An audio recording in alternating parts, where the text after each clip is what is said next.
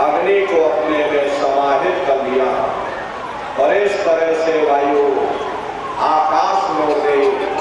ये आंखों की पुतलियां पलट जाती है, मुंह खुला का खुला हो जाता। अरे महात्मा कहते हैं वे जब यह कर्म कलाई उपजावे, बुद्धि स्वरूप की आम दबावे, जब यह जीवात्मा पांचों तत्वों को लांग करके जल पृथ्वी अग्नि वायु आकाश पांचों तत्वों को लांग करके ऊपर आती है, तो काल दार में आम दबानी, जब घर के नैनन से पानी, जब काल अपनी दार में दबाता उस समय नेत्रों से पानी निकलता, इंद्रियां टूट टूट करके चकनाचूर हो जाती, सब रिश्ते नातेदार खड़े रह जाएंगे, डॉक्टर वैद्य हकीम सब आपको घेरे रह जाएंगे, लेकिन आप अपनी पीड़ा को अपनी तकलीफ को उस समय अपने मुख से बयान नहीं कर पाओगे। सिर्फ आपके नेत्रों से अश्रु टपकेंगे। हरे अमृत आते हैं, प्राणों की डोरी को तोड़ देते और जीवात्मा को खींच करके इस शरीर से बाहर कर दिया जाता है। जैसे ही जीवात्मा शरीर से अलग हुई, ये शरीर हमारा मिट्टी हो जाता है। फिर इस मिट्टी को एक रात अपने घर में कोई रखने को तैयार नहीं होता। अरे आपके कितने भी सगे संबंधी क्यों न हो, खास नात रिश्तेदार क्यों न हो, लेकिन एक रात कोई घर में मिट्टी रखने के लिए तैयार नहीं होते। कहते भाई जल्दी करो जल्दी करो, अब इनकी शक्ल देखने में हमको डर लग रहा, जल्दी से बाजार से कफन खरीद के लाओ, जल्दी से लकड़ियां खरीद के लाओ, अरे जल्दी से चिता तैयार करो, इनको घर में से जल्दी से उठा ले जाओ, वही शमशान भूमि पर जला देना। ये जो घर में इनके कपड़े लत्ते पड़े हुए, पर इनके कपड़े लत्ते भी उठा ले जाओ, वही शमशान भूमि पर जला देना। जिस बिस्तर पर ये लेटे रहे, ये बिस्तर भी अशुद्ध हो गया। अब इनकी छुई हुई चीज हमको घर में एक नहीं चाहिए, इसलिए इनका बिस्तर भी उठा ले जाओ, वही शमशान भूमि पर जला देना। लेकिन उसने कोई सोने की अंगूठी पहनी होगी, गले में कोई सोने की चेन पहनी होगी, उसे धीरे से उतार कर जेब में रख लोगे, बस वही एक अशुद्ध नहीं होगा और बाकी सब अशुद्ध हो जाएगा। अरे महात्मा कहते हैं कि भाई कुटुंब परिवार मतलब कहाँ, बिना धन पास नहीं जाए। ये रिश्ते नातेदार, ये कुटुंब परिवार वाले, ये सब स्वार्थ के संगी साथी है। खरे प्रेमी भाई बहनों, आज तुम्हारी जेब में पैसा है तो साफ जैसे तैसे तुमसे रिश्तेदारियां कायम कर लेंगे। आज जेब खाली हो जाए तो बेटा बाप को बात कहने के लिए तैयार नहीं होगा। अरे आप रोज कचहरियों में मुकदमों का हाल देखते हो। यदि किसी पिता ने बंटवारा करते समय किसी एक बेटे को 1000 रुपया कम दे दिया या 1 बीघा जमीन कम दे दी, तो बेटा बाप का दुश्मन बन जाता, उसे ले जाकर कचहरियों में खड़ा कर देता। अरे अपना यहाँ क्या है, ये स्वार्थ के संगी साथी, कोई तुमको याद करने वाला नहीं।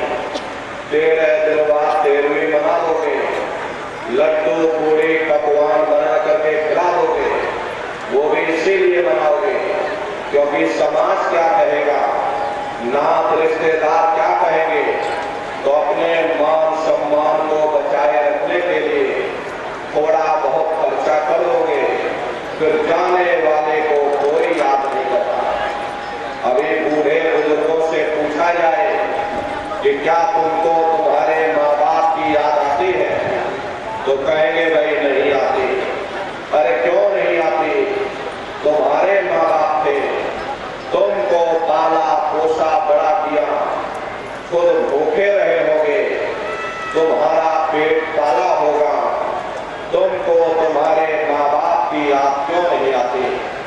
क्योंकि तुम्हारे सामने तुम्हारे लड़के बच्चे हो गए, तुम्हारे नाती पोता पंथी और संती हो गए, इसलिए तुम अपने माँ बाप की यादों को धीरे धीरे भूल गए और नई यादों में बस गए। ऐसे ही प्रेमी भाई बहनों, एक दिन सब तुमको भी भूल जाएंगे, कोई किसी को याद करने वाला नहीं।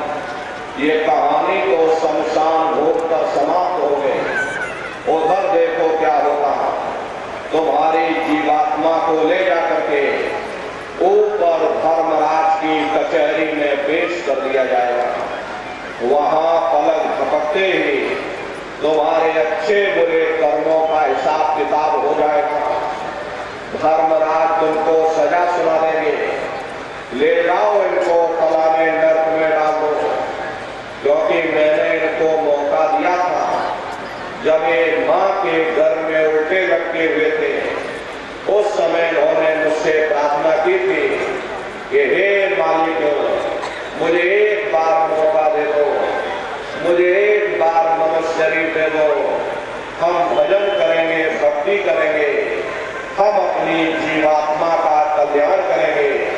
तो मैंने इनकी प्रार्थना स्वीकार कर ली और इनको मैंने मनुष्य शरीर दे दिया और कह करके भेजा था कि भाई ये मनुष्य शरीर ये किराए का मकान है, ये तुम्हारा अपना नहीं है। अगर ये तुम्हारा अपना होता तो हमेशा तुम्हारे पास रहता। ये तुम्हारा अपना नहीं, ये मैंने तुमको कुछ समय के लिए किराए का मकान दिया है। अब तुम अपनी जीवात्मा को मेरे किराए के मकान में बैठा करके मालिक की भक्ति करके अपनी जीवात्मा का कल्याण करा लेना। मैंने कुछ समय के लिए तुम सबको ये किराए का मकान दिया है। जब समय पूरा होगा मैं अपने सिपाहियों को ले लूंगा, उस समय पर तुम मेरे मकान को खाली कर देना। लेकिन इतना ध्यान रखना कि जैसा साफ सुथरा मैंने तुमको ये किराए का मकान दिया, वैसा ही साफ सुथरा तुम मुझको वापस लौटाना। लेकिन इस किराए के मकान में बैठ करके इन्होंने अच्छे बुरे कर्म कर डाले। मेरे किराए के मकान को इन्होंने अपने कर्मों से गंदा कर दिया, इसलिए कर्मों की सजा इनको मिलेगी। ले जाओ इनको फलाने नर्क में डाल दो। अरे महात्मा कभी झूठ नहीं बोलते।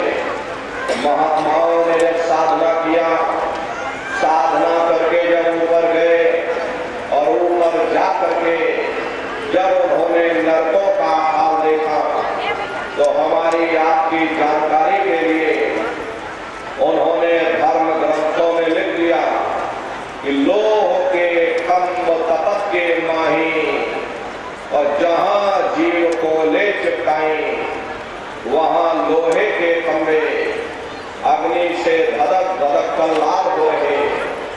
ऐसे खोटे जीवों को उन खंभों में चिपकाया जाता।